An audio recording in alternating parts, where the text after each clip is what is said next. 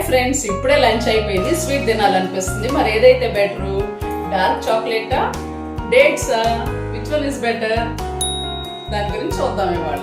Dark chocolate అయితే is rich in antioxidants, dates అయితే is rich in minerals and iron.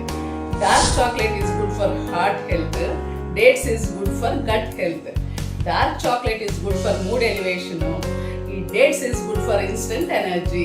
Slow energy కావాలి అంటే dark chocolate, ఒక్కసారి spike కావాలంటే dates. So మీరు ఏది తినాలనేది మీ బాడీని బట్టి ఉంటుంది.